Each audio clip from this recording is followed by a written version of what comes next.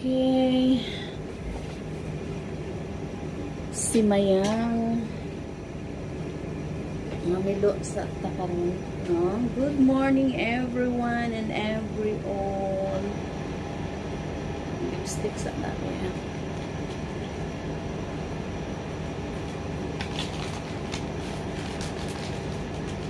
Hi, good morning. Sino itong viewer ko? Pahay naman dyan. Pahay naman dyan sa viewer ko. Mag-ilaw ito. Alam mo kung saan to pupunta, mag-car wash ito pagkatapos ng live. Nantay ko lang si sir na lumabas na.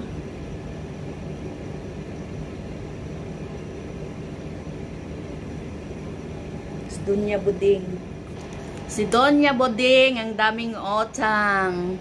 Di pa nakakabayad. So,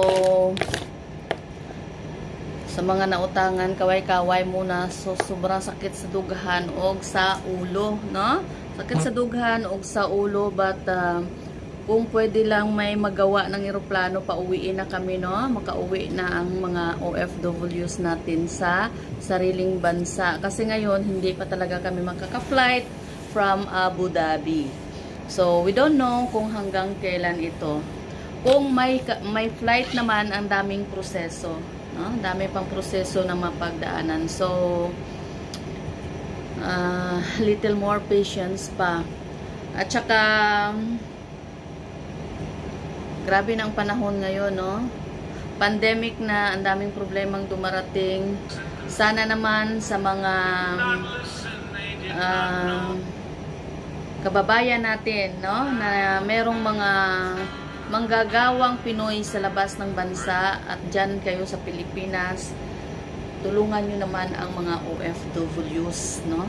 Tulungan nyo naman ang mga OFWs natin na sobrang nahihirapan na every time pagdating ng sahod, TPTN, MTCN, UBPIN, yun lang ang hinahawakan dahil perang padala para sa pamilya, para kay inay, para sa anak, para sa kapatid, para sa buong pamilya, para sa lahat.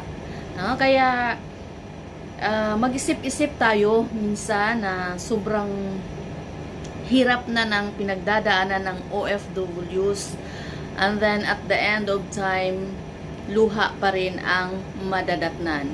So, sana itong, alam ba ninyo na sana ayaw ko nang mag-live, no? Kung sa ano papahimangno, no? Sa lahat ng mga nagpapautang at nangungutang. Siyempre, nandyan ako sa gitna, no? Nangungutang ako, malaki ang utang ko na dapat babayaran. Pero may mga nangutang din sa akin na maliliit lang.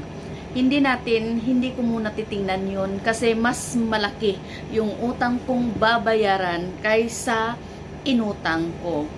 But to the point, ito ang gusto kong ipaabot sa mga nagpapautang. 10%, 20%.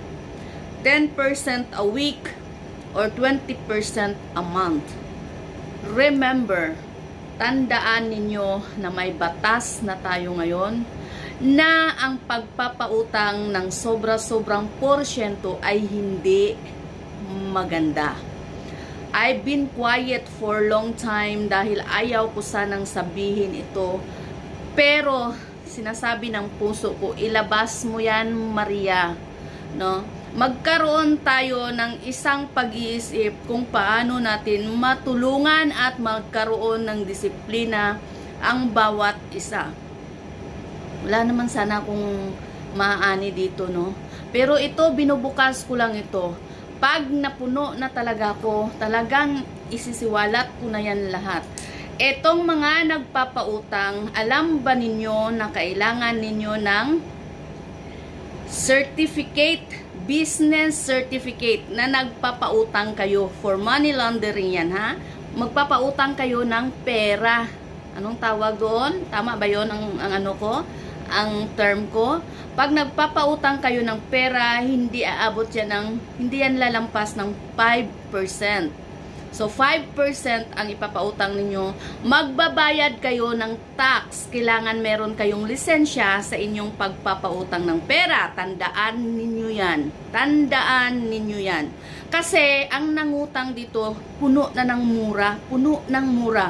Ang mga OFWs natin nandito sa ibang bansa, nagsisikap, maiahon ang pamilya, nagbibili ng kung ano-anong mga kagamitan, maintak sa buong pamilya, mabigyan ng pangkabuhayan, mabigyan ng magandang bukas, ng maaliwalas na buhay.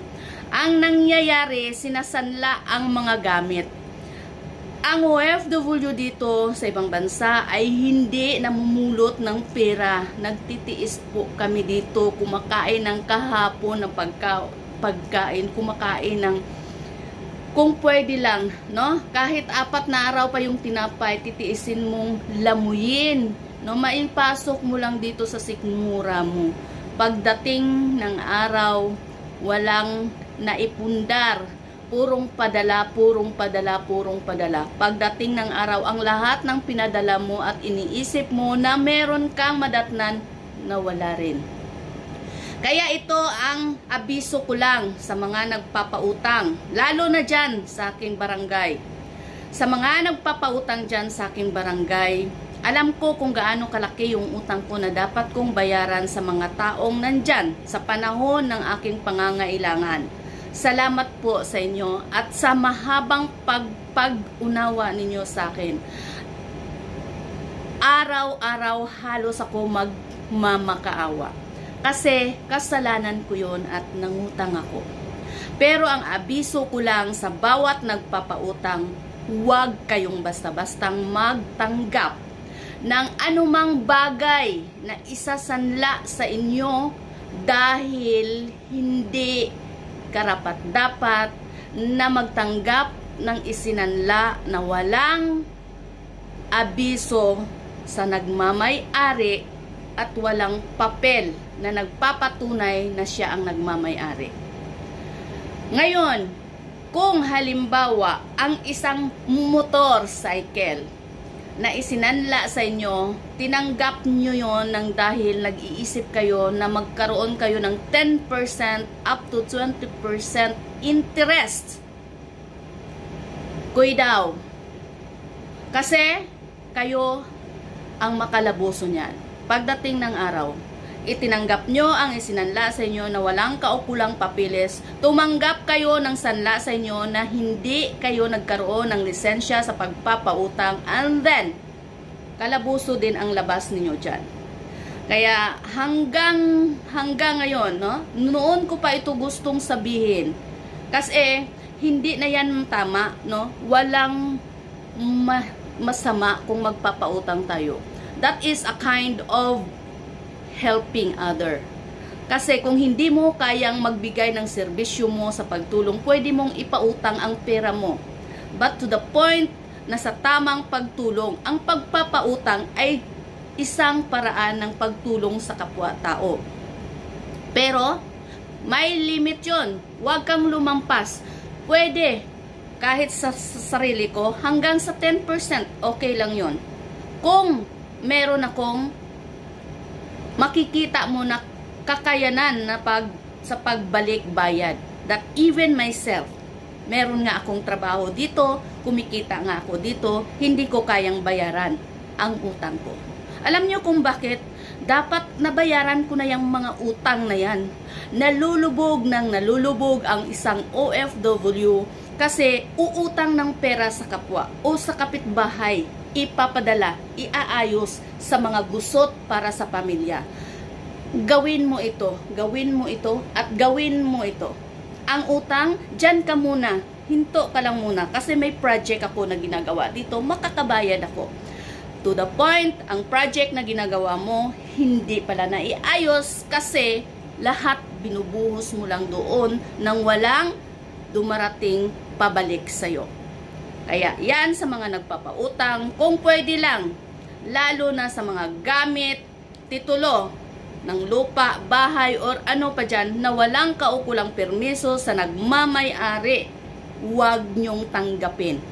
Kasi pati kayo na nagpapautang, ay I'm sure isang araw kalabuso ang kalabasan ninyo. Hindi po tama yon. Wala na pong disiplinang nangyayari. Kasi walang laban ng isang OFW no? Lalo na pagdating sa pamilya, sasabihin, okay, kapatid ko ito ang pinagkatiwalaan ko. Isasanla ang motor, saan ang papeles? Kanino nakapangalan? Kaninong motor yan? Kaya mong bayaran ang interest? Kung pwede lang, wag tayong tumingin sa interest na i-gain natin or yung profit na makukuha natin. Tingnan natin ang sitwasyon.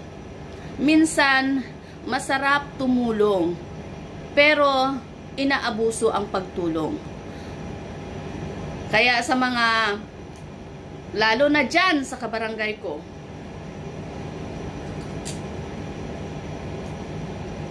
hindi na yun tama ang nangyayari, no? Walang disiplina. Pag wala ng disiplina, lahat, pati respeto mawawala na yan. Pati respeto mawawala na yan. Kung pwede lang, makauwi lang ako ngayon na ngayon din, gagawin ko yan. So, sa mga nagpapautang, talagang binabalik-balik ko ito. 10% up to 20%, tingnan ninyo. Kasi,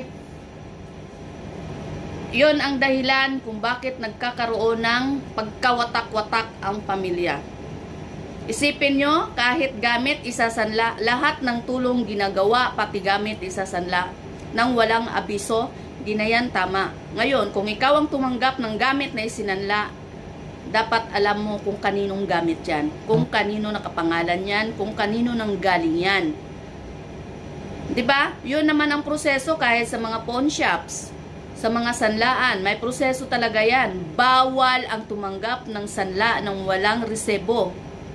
Hinahanapan talaga yan ng resibo kasi doon nagkakagulo ang isang pamilya. Ano ang alam ng isang OFW nandito? Ang akala niya, nandyan lang yung motor niya. Yun pala, nakasanla na. So, kaway-kaway lang dyan sa mga tumatanggap ng sanla. At ito namang mga nangungutang, ako isa na dyan. No? Ako isa na dyan sa mga nangungutang. Halos magmakaawa na ako sa inutangan ko. Paanong hindi ko mabayaran ang inutangan ko? Dahil yun nga ang sinasabi ko na inuuna ko muna itong pangangailangan ng pamilya. Kinakat ko lang yan, no? Kung paano ko i-subdivide lahat na mabigyan pa kunti-kunti. Itong mga nautangan, ipagpaliwanag ko yan sa inyo lahat-lahat at nang makikita ninyo isa-isa kung paano ang nangyari.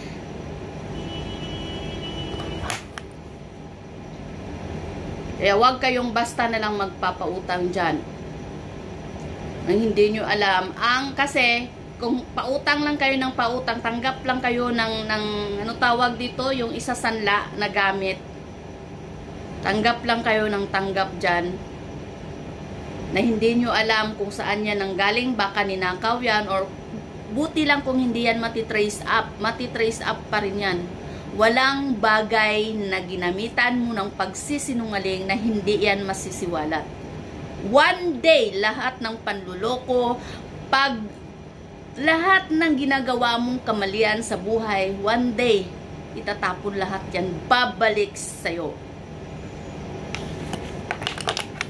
Ang kahirapan, normal sa buhay yun. Ang pagmamakaawa sa kapwa-tao, normal sa buhay yun.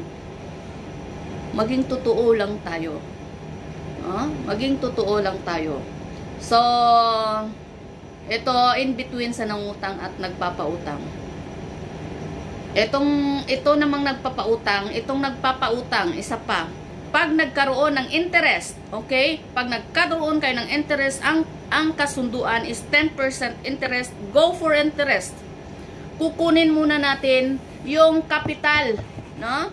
Yung kapital na inutang bago natin i-count yung interest within such month. Ngayon, mumurahin mo kasi hindi nagbayad. Natural. no? Mumurahin mo. Pero kung sa side ko, ako ang nagpapautang, huwag mong murahin ang nangutang sa'yo kasi binigyan mo siya ng 10% interest. Kung hindi mo siya binigyan ng interest, walang problema, pinautang na kita, hindi ka nga nag-interest, pati kapital, hindi mo pa ibinalik sa akin. Diba? May karapatan kang magmura kasi hindi mo nga siya ininteresan, parang pinahiram mo lang sa kanya yung pera mo. Diba? Pero kung nagbigay ka ng interest 10 up to 20%, ang interest, binigyan mo pa ng interest kasi hindi ka na makontento, 50,000 yung inutang sa'yo, binigyan ka na ng 150,000, 100,000 na naging interest mo sa taong pinautang mo, hindi ka pa rin makontento. Samantala, tingnan mo yung sarili mo, tingnan mo yung buhay mo, kung ano ka sa mundo. Pagdating ng araw, alikabok tayong lahat. Kailangan lang natin dito disiplina.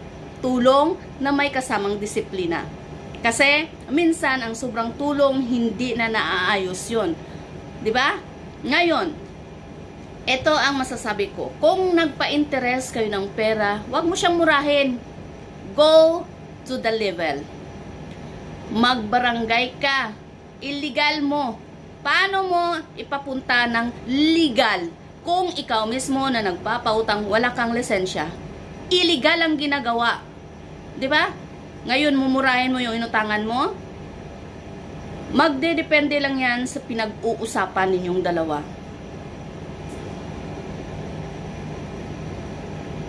Kaya sa mga nautangan ko rin diyan, wait lang hanggang sa makauwi ako. Hindi ko kayo tatalikuran, no? Hindi ko kayo tatalikuran. Nandito ako para sa inyo. I have a good will in life. Meron akong magandang plano sa buhay ko at hindi ako nangungutang para sa pansarili kong kapakanan.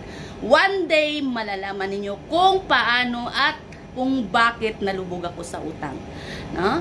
I am not this kind of person na mangungutang, manloko ng kapwa-tao just for my own sake. That even my mother and my children, they are trying to sacrifice which is not supposed to be. Na maligya na lang man gani guys, kendi ang akong anak para mabuhi mi. Pero ang ilahang inahana sa abroad, lubog sa utang. So, kuidaw sa mga nagpapautang diha, no? Ayaw mo pagdawat og butang nga giprinda ninyo og kami dire ang magsakripisyong lukat. Kay kung ako under my name at isinanla na hindi ko alam, pasensya hay jud ta. No? Pasensya hay jud ta. Pero sa side ko, at least, I am sure that I know. Murag dili na gyud maayo ning gahitabo sa among palibot ani sa atong palibot, dili lang man ni sa kuha na hitabo ni, no? Dili lang ni sa kuha na hitabo, but mostly sa mga OFWs natin na halos ikudkod na, halos ituwad na ning balintuwang na ning kinabuhi diri sa abroad, kuskus ani duro, no? Para mabuhi ang pamilya pag abot sa panahon tuntuhon ra. It is not. So, ipasok nga na nga klase sa mga tao, mga nunto, ipasok Bartolina, ha? Hangtod maubos ang kinabuhi niya, bayaran. She deserved for what she did. Ay kung ako sa kaugalingon ko, kung na ako'y gihimong mali, I will accept it until I die. Ilubong sa yuta. Kay dili na maayo nga magsigig panunto despite sa ginatabang, ginabulig sa kapwa-tao, tuntuhon pa. 'Di ba? Dili na siya tama. O maura na gyud ang akong morning episode to my chapter. Welcome to my chapter, no? Mao lang yun ang akong paabot sa inyo dira nga kung pwede lang ayaw mo dawat og prenda nga walay resibo og ayaw mo pautang more than 10% og yaw-yawan pa jud ninyo.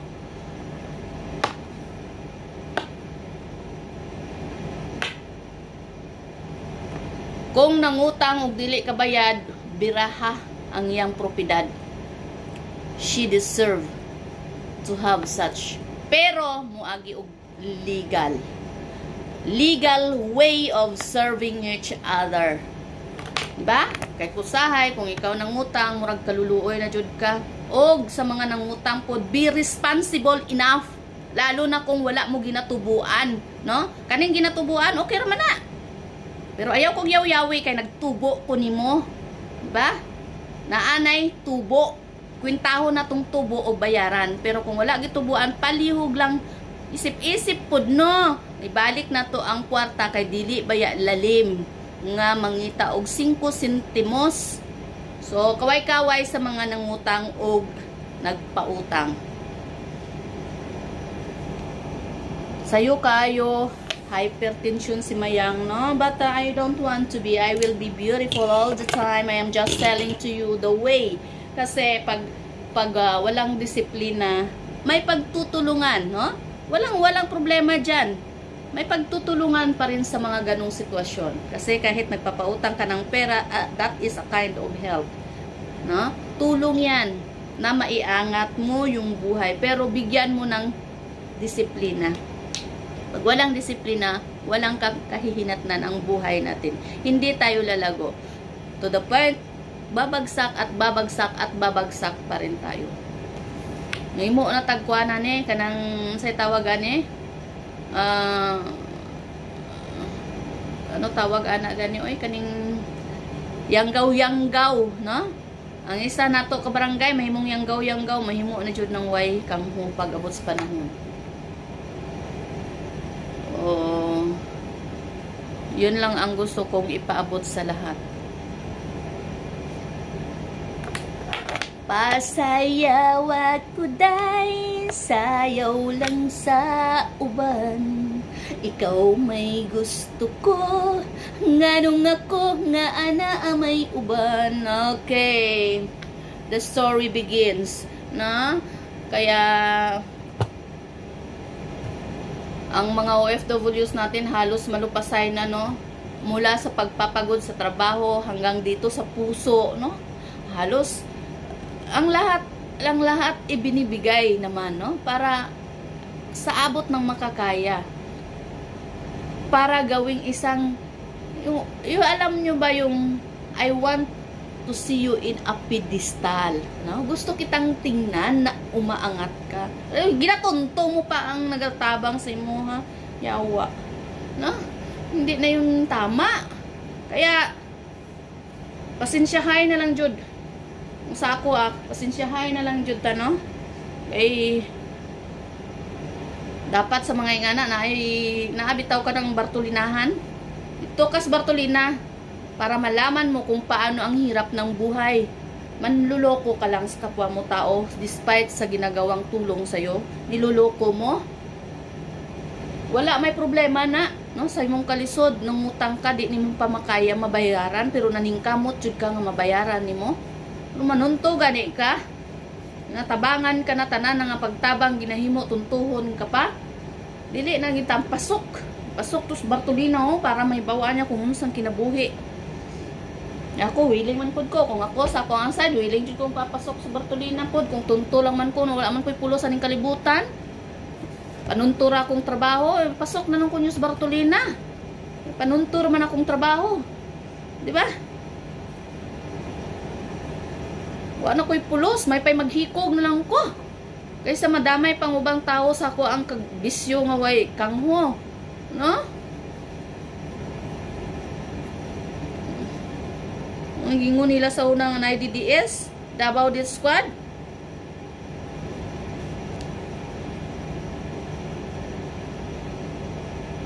Davao Death Squad, kay sabog ng lagi mang ginahimo. Himo na lang DDS. There are a lot of ways, no, na para mabuhay sa mundo. Ang labada ka, ungutan ka dito sa kamaisa, no, ibaligya tos pigkawayan. But this time it's not good. Sige lang kagyango-ungo, si kagyango-ungo tanan tabang ginahatag tuntuhon panimo. Kaya pahimang, no, dira sa mga nagpautang, ayaw jud mo dawat, maluoy pud mo sa mga OFWs nato, no? Maluoy mo sa mga OFWs nato, wa kay balong giprinda na diyang butang, prinda na diyang gamit, manhiman niya panguskos sa ni Duro diri kay para lang halos ituwad balintuwang ng kinabuhi diri kay para makapalit og isa ka butang nya iprinda lang nya wa siya kahibalo nga naprinda na di ay no dili gid na siya tama. So kung kamo dira ang nagadawat no, kung kayo diyan ang tumatanggap ng isinanla sa inyo, sikasuhin nyo muna, tingnan nyo muna saan ang galing ito. Baka ninakaw din sa kapitbahay. Kasi pa magiging worse pa yung mga cases na ganyan pag lagi na lang tayong okay lang, baka ka-interest ako dito, 10% itong binigay ko a week, 10%. Alert kayo dyan. Bago kayo magpautang, kuha kayo ng lisensya doon sa barangay muna. Sir, kapitan, nagpapautang po ako. Magkano ang pwede ko ipa-interest dito? Wala kayong lisensya sa pagpapautang ninyo. Tapos, pataka na lang kayo tanggap ng kung saan ang galing, kung ninakaw na yan o kung saan na yan ang galing mga gamit na isinanla sa inyo just for you to earn a profit. Wala kasing may magsigaw dyan sa atin, no? Wala yung magsabi dyan na, oy, ingani na, nganong nagpa-interest ka diha? Nganong nagdawat ka og butang? Pero mahibawaan lang jud one day. Pati kayo dyan, hindi na yan tama. Hindi na yan tama na magtanggap kayo ng tanggap dyan. Malipay lang mo, kagiprindahan mo, maka-interest mo. Wa mo nagkahibalo kung asa na niya gikuha. Gikawat mo na niya silingan na. Gikawat ang silingan ng baka sa silingan. Naguol yung taon gikawatan ng baka. Unya ka mo lipay-lipay mo kay makadawat mo interest kay gisanlaan mo. Oh, this is between two. Nagpautang o nangutang. Be careful ta sa atong pagpautang, ha? Naana ba yan ay balaod karon kinahanglan magkuha ta og lisensya ng pagpapautang? That's money laundering. Butag tama ba ni English nako? Basta nadungog ra nako.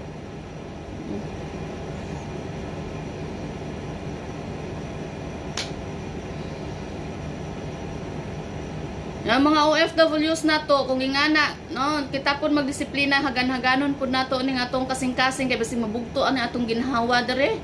Lipay kay sila. Sila pa nagdawat sa atong hinaguan dere, no, MTCN kada bulan. Ya, lahi pang sideline ni mo, monkey business, para may padala lang. Tapos, wag yun, naguna-huna. But, asa mga utok, ingana, oy. Tao ng OFWs. Ngandoy kag kaayuhan para sa imong pamilya unya lukuhon ra ka.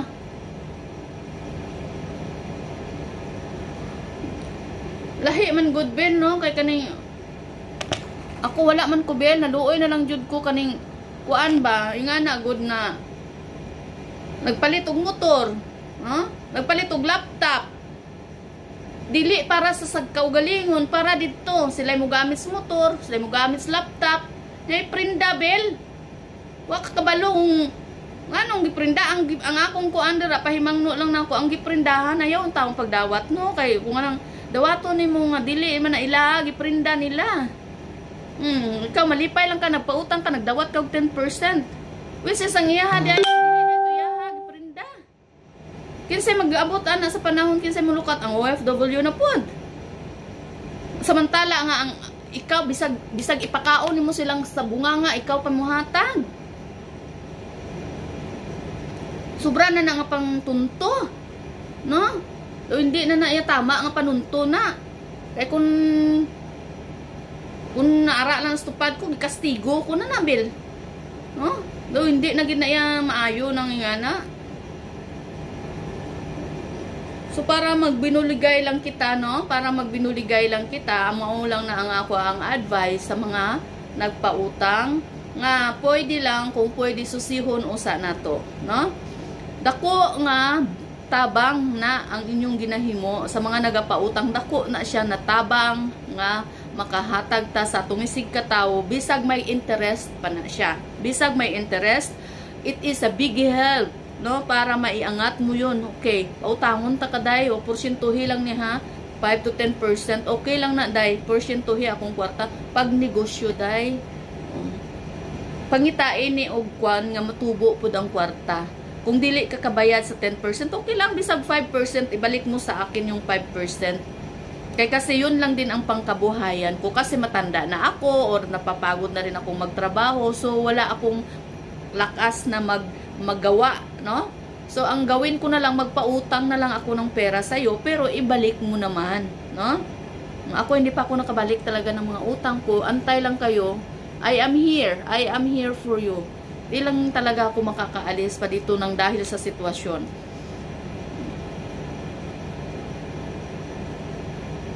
Pero yung pinaghirapan na at sipunin muna sa usa ka tao, no? Yung isang tao nagsikap dito para halos nga hindi na minsan makakain, no? Tinitipid yung pera.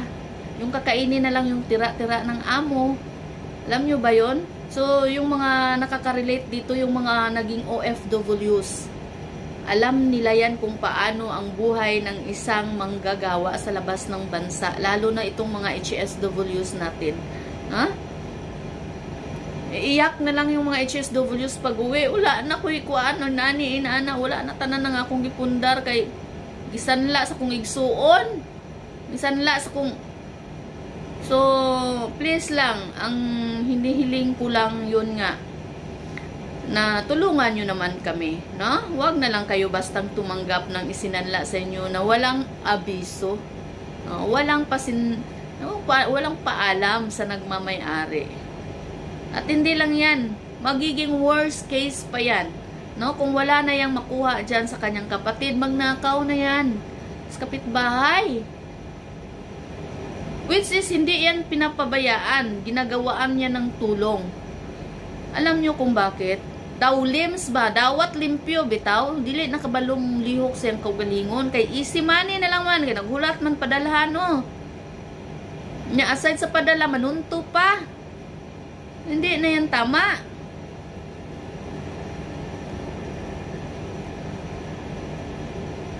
So, yun lang ang pinaka, ko na, tulungan nyo naman ang mga OFWs natin. Kasi palubog ng palubog kung ganun. At saka, yun nga ang sabi ko, pati kayo madadamay, no? Pati kayo niyan madadamay. Hindi, pag ang isang nagmamayari, halimbawa, ng motorcycle, no? Pag siya ang nagmamayari, halimbawa sa akin, kung ako ang may-ari ng motor at isinanla ng kapatid ko, kukunin ko talaga yan sa inyo. So, sino ang mawawalan? Kayo na nagpapautang. Talagang kukunin. Dadaan sa legal yan eh. No? Baka hindi ninyo naintindihan yung ganyan, no? Kaya hindi nyo naintindihan, so ipaliwanag ko yan sa inyo na hindi yan tama.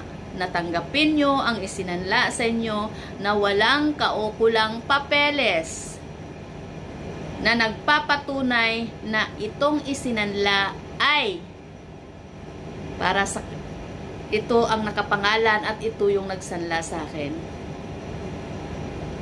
Pwera lang kung mayroong mga authorization yan. Pag may authorization, pwede yan. Pero pag wala, huwag nyong tanggapin. Huwag nyong habulin ang 10% interest ninyo. Kasi, at the end of time, damay kayo dyan. Ha? Damay jud mo dira. So, daghan kayong salamat og maayong buntag kaninyong tanan. Ang atong buntag, dili nato himuong, dili maayo, but to give the information na pwede pa na nato siyang mahatagan og solusyon ang problema nga atong giatubang. Walay problema nga dili masulbad kung kana atong gibukas sa kadaghanan. Na? Kinahanglan lang yun nato be open. Kahit magmamakaawa tayo, kung tama yung ginagawa natin sa buhay, marami pa rin ang nandyan para sa atin at hindi tayo mapapabayaan. We never be alone. Kahit anong hirap ng buhay. So, God bless us. Have a good morning. Daghan jud kaayong salamat kaninyong tanan. Bye!